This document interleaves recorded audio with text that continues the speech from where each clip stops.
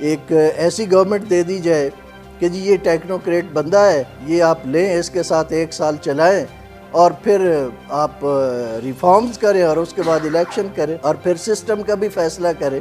شاید سسٹم کا فیصلہ بھی سپریم کورٹ ہی کرے کہ اس ملک میں کون سا سسٹم ہوگا، کیونکہ جب آئین کو تبدیل کرنے کا بھی انہوں نے ذمہ لے لیا ہے کہ جی اب آئین ہم تبدیل کریں گے اور انہوں نے کر کے دکھا دیا ہے، تو اس کا مطلب ہے پھر سسٹم بھی وہی طے کریں گے کہ یہاں کون سا نظام ہوگا۔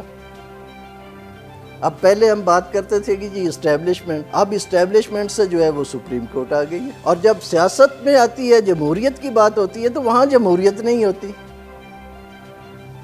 وہاں پولیٹیکل ایلیٹ جو ہے وہ شخصی آمریت، انڈیویجول رولنگ جو ہے وہ ہوتی ہے، انڈیویجول کنگ شپ ہوتی ہے۔ یہ king ship with in democracy in the dress, آپ صرف اس کا جو ہے وہ ڈریس چینج کر دیتے ہیں کہ جی یہ جو ہے یہ جمہوریت کا لباس ہے، یہ اس کو پہنا دے، لیکن اس کے اندر ایک بادشاہ بیٹھا ہوا ہوتا ہے۔ اگر آج آپ عمران خان کو پی ٹی آئی سے نکال دیں تو کہاں ہوگی پی ٹی آئی؟ یہ جہاں پہ 25,000 کا مجمع ہوتا ہے 25 بندے بھی نہیں جائیں گے۔ اگر آپ مسلم لیگ میں سے شریف خاندان کو نکال دیں تو پیچھے کوئی نہیں آئے گا۔ اگر پیپلز پارٹی سے آصف زرداری کو نکال دیں تو یہ کیا یہ ان نام جو ہیں یہ سیاسی جماعتیں ہیں؟ یہ پولیٹیکل انڈیویجولز ہیں، یہ پولیٹیکل ایلیٹ ہے۔ تو یہ سسٹم جب ہم کہتے ہیں کہ جی برطانوی نظام ہے، ہمارا وہ F P T P 1 single member constituency, اور جس میں مائنورٹی ہم پہ رول کرتی ہے،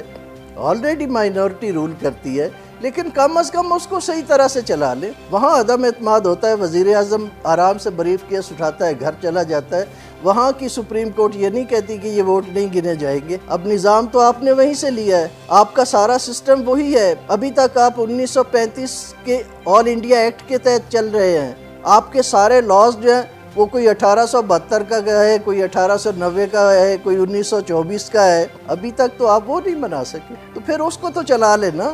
اگر آپ وہ بھی نہیں چلا سکتے تو then now you have to decide کہ what to do، اور کون کرے گا۔ مجھے یہ لگتا ہے کہ یہ معاملہ جو ہے یہ سپریم کورٹ کی طرف جا رہا ہے، اور سپریم کورٹ ڈیسائیڈ کرے گی کہ اس ملک میں کون سا نظام ہوگا، اور شاید ہمیں نئے سوشل کانٹریکٹ کی ضرورت ہے۔ ہم اس طرف بڑھ رہے ہیں جس طرح سے ہم نے آئین، اب آپ 1973 کے کانسٹیٹیوشن کو دیکھیں تو اس میں اتنی امینڈمنٹس اور اس طرح کی امینڈمنٹس آ گئی ہیں کہ اس کی اصل روح جو ہے وہ کرش ہو چکی ہے۔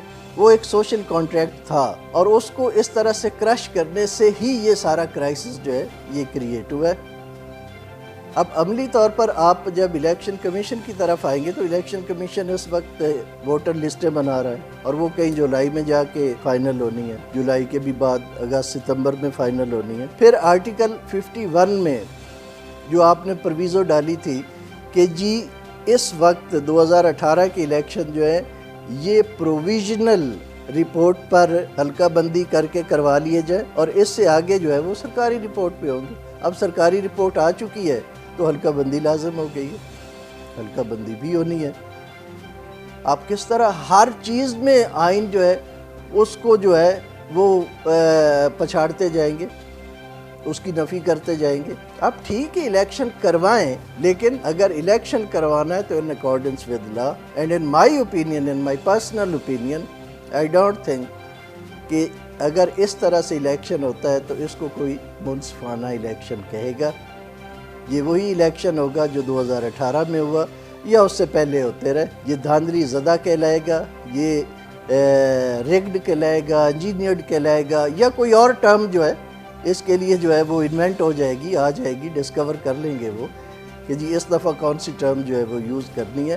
تو جب آپ حالات ہی ایسے پیدا یہ ضروری نہیں ہے کہ آپ پولنگ سٹیشن پہ جا کے دھاندلی کریں، دھاندلی تو آپ پری الیکشن کرتے ہیں، آپ حالات ہی ایسے پیدا کر دیتے ہیں جو کسی ایک شخص کو، جو ایک شخصی ہماری سیاسی جماعت ہے، وہ ایک شخص کی طرف چلے جاتے ہیں۔ لوگوں کی سوچ، آپ ان کی ذہن سازی اس طرح سے کر دیتے ہیں کہ جی یہ ہونا چاہیے، آپ اس طرف جائیں، آپ لوگوں کو اس طرف لگا دیتے ہیں۔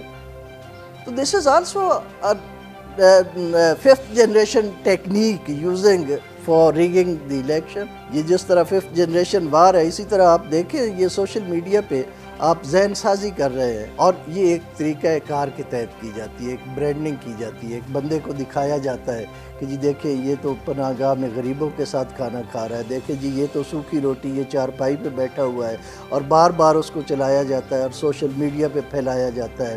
اسی طرح ہر سیاسی جماعت جو ہے وہ کر رہی ہے، تو یہ برانڈنگ کی جاتی ہے۔ جب آپ اس طرح کی برانڈنگ دیکھتے ہیں تو اس کا مطلب یہ ہے کہ there is something going to be happened۔ Election commission of Pakistan اس سے پہلے حلقہ بندی پہ کام شروع کر چکا ہے۔ 28 مئی کو وہ اپنی پریلیمنری پروپوزل جو ہے حلقہ بندیوں کی وہ شائع کرے گا۔ جو شیڈیول آلریڈی میں نے پڑھا ہے الیکشن کمیشن کا، اس کے مطابق 28 مئی کو جو ہے پریلیمنری لسٹ جو ہے وہ شائع کی جا رہی ہے، جو 1 مہینے تک ڈسپلے رہتی ہے for inviting suggestion and objections etcetera. اس کے بعد ان کی ڈسپوزل کی جاتی ہے۔ تو یہ کوئی 4 مہینے کا پروسیس ہوتا ہے کم از کم، اگر آپ بڑا جلدی کریں تو۔ لیکن اگر آپ اس میں آگے جو اس کی فائنل لسٹ کے بعد جو عدالتوں میں کیس جاتے ہیں ان کی ڈسپوزل کا بھی ویٹ کریں تو یہ 6 سے 7 مہینے بھی جا سکتا ہے۔ یعنی 4 مہینے تو آپ کے حلقہ بندیوں کے، اور 4 ہی مہینے جو ہے آپ کے ابھی آپ کی ووٹر لسٹیں جو ہے وہ ڈسپلے سینٹرز پہ چلی گئی ہیں۔ یعنی آپ نے ایک ڈرافٹ تیار کر لیا ڈسپلے سینٹرز پہ، لوگوں کو آپ کہہ رہے ہیں کہ جی آپ آ کے دیکھیں آپ کا ووٹ جو ہے وہ صحیح جگہ پہ چلا گیا، بن گیا۔ پھر اس کے بعد پروکیورمنٹ ہے آپ کی کہ آپ نے الیکشن کروانا کس طرح ہے۔ ابھی تک تو جو ایکٹ ہے اس میں ای وی ایم لکھا ہوا ہے اور آئی ووٹنگ لکھا ہوا ہے۔ تو کیا ای وی ایم مشینیں ہیں آپ کے پاس؟ کیا آئی ووٹنگ سسٹم جو سافٹ ویئر ہے وہ ہے ڈیولپ کر لیا آپ نے، کسی کمپنی سے لے لیا ہے، اور اس کی سرٹیفکیشن اس کی اتھینٹسٹی کیا آپ نے انشور کر لی ہے؟ ابھی تو کچھ نہیں نا آپ کے پاس، آپ ہوا میں کہہ رہے الیکشن کروا دیں۔ جب آپ ایسے الیکشن کروائیں گے تو اس کا ریزلٹ کیا ہوگا، اور کیا اس ریزلٹ کو کوئی یہاں مانے گا، اور کیا دنیا مانے گی؟ یہ بڑا امپورٹنٹ ہوتا ہے کہ الیکشن ریزلٹس کی لیجٹیمیسی اسٹیبلش ہونا انتہائی ضروری ہے۔ اگر ریزلٹس کی جو لیجٹیمیسی ہے وہ اسٹیبلش نہیں ہوتی تو آپ کی پارلیمنٹ لیجٹیمیٹ نہیں ہوتی، اور اگر آپ کی پارلیمنٹ لیجٹیمیٹ نہیں ہے اور دنیا یہ سمجھتی ہے کہ یہ لیجٹیمیٹ الیکٹورل ریزلٹس کی بنیاد پہ وجود میں نہیں آئی، تو وہ آپ سے معاہدے کرنے میں ہچکچاتے ہیں۔ اور آپ کی جو اس وقت اکنامک کنڈیشنز ہیں وہ انتہائی بری طرح ہیں، یعنی آپ یہ سمجھیں کہ بالکل عملاً جو ہے وہ دیوالیہ ہو چکا ہے، آپ کا ڈالر 200 سے اوپر جا چکا ہے۔